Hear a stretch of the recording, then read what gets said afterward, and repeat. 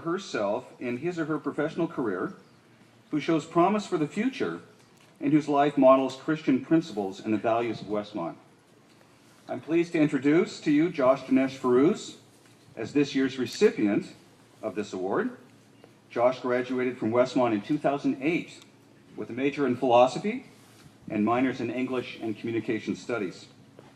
While a student here, Josh started a World Religions Club that sponsored a dialogue on campus between Westmont students and various groups from other religious traditions, such as the UCSB Muslim Student Association.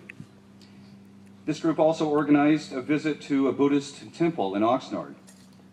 Josh's interest in religious diversity started early.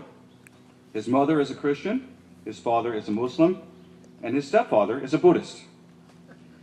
During his time at Westmont, Josh also founded a Christian nonprofit organization called All Nations Education, which, according to its website, is devoted to providing young adults in developing countries with the resources to pursue college education and the mentorship to become moral leaders. As the president of All Nations Education, Josh continues to oversee the work of this ministry in specific locations in Africa and Latin America. After leaving Westmont, Josh attended Harvard Divinity School, where he earned a master's in theological studies with an emphasis on comparative religious studies in 2010.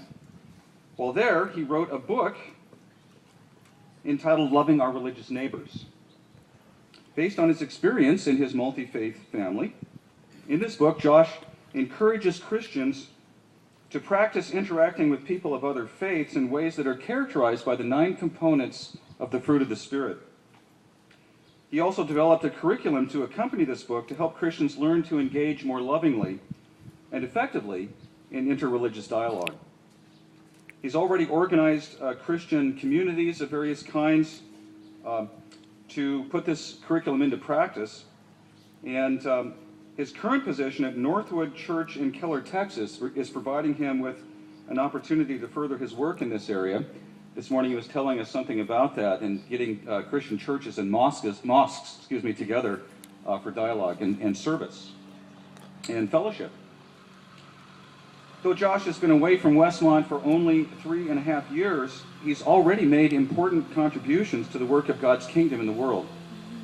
He's used the gifts that God has given him and the education and training he's received at Westmont and Harvard Divinity School to further the cause of Christ to the glory of God by enabling impoverished young adults to afford a college education based on Christian principles, and by helping Christians reach out in Christ-like ways to people of other faiths. Josh has given those of us who had the pleasure and privilege of teaching and mentoring him here many reasons to be proud of his aspirations and accomplishments. Please join me now in congratulating this year's recipient of the Young Alumni Award, Josh Daneshforooz.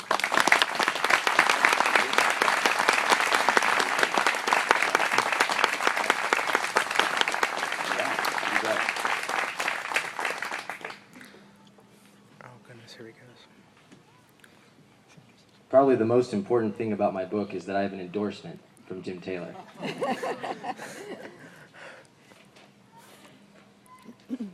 As Professor Taylor mentioned, I grew up straddling 2 worlds. My mother is a Christian from Las Vegas, and my father is a Muslim from Iran. And my parents divorced when I was 1, and so I was largely raised by my Christian mother. And she instilled in me a profound faith in God and a profound belief that Jesus Christ is the one who binds the cosmos together. And as I got older, I began to ask questions like, what does it mean for me to be a Christian as I live in a family of religious diversity? And more broadly, what does it mean for me to be a Christian as I live in a society and in a world of religious diversity and in an age of globalization? So when I came to Westmont, Westmont offered me a nurturing community of faith where I could honestly and openly and rigorously pursue answers to some of life's most difficult existential questions. And while I was here, I encountered something that profoundly changed my life. I encountered professors who were not only highly competent in their fields, but they were also deeply faithful in their relationship with God. And I'd never seen that before. And my professors became mentors and friends. And I can remember a few of the things that they've said to me. Professor Dr. Farhadian said, he taught me how to hold my deepest convictions with intellectual humility and civility. Dr. Spencer taught me that rhetoric is not merely about persuading other people, but it's about learning to love appropriately through speech. Dr. Vandermeer taught me that writing is about going in circles in order to get things straight. Dr. Beebe taught me how to balance my interests in theology and philosophy with my interests in creating business models that engender social value in the world. Dr. Taylor taught me to think critically so that I can spend the rest of my life growing in wisdom and knowledge and love of God. Ben Patterson taught me that the Sabbath is a command, it's not a suggestion. The Sabbath is a basic human need. And as Dr. Taylor mentioned, while I was a student here, I started to organize interreligious dialogue events on campus. And there was an incredible interest. I mean, I'd send out one all-campus email, and the events would just be mobbed with students. Leading initiatives like this on campus has equipped me and prepared me to lead initiatives like this in broader society.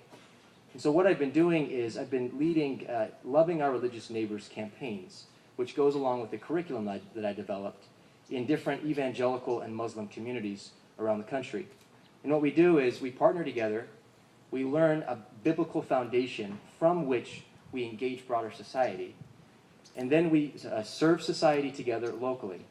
And we learn about each other's traditions by visiting churches and mosques, and we learn to have one conversation rather than, as it often is, having two conversations, a private Christian conversation about others, and then a public conversation that waters down the faith. The question is, how can we create one conversation that's both convicted and respectful toward people of different faiths? So I want to take this opportunity to thank Westmont for the ways in which you have prepared me to go out into the world and to build the kingdom. But I want to pause and say that none of this would have been possible. I would have never attended Westmont if it weren't for one person in my life. And that one person is my mom. My mom is the deepest, wisest, most godly person I know. She's my inspiration. I can remember when I was in high school, I was sitting in the living room with my mom, and she said, she never went to college herself. And she said, Josh, no matter what you do in life, I'll support you. You could be a garbage man, or you could be the President of the United States. No matter what you do, I'll support you. But you need to go to college first. And she said, I don't know how you're going to get there, but you need to do it. My mom has been my inspiration and my best friend, and I would not be where I am today if it weren't for her. So, Mom, will you stand? And will you thank my mom with me, please?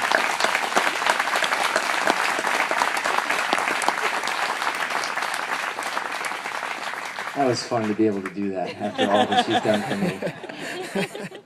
So I am honored and I am humbled to be here today, and I want to thank Westmont for the ways in which you have encouraged me, and you continue to encourage me, and you continue to remind me of who I am as a child of God.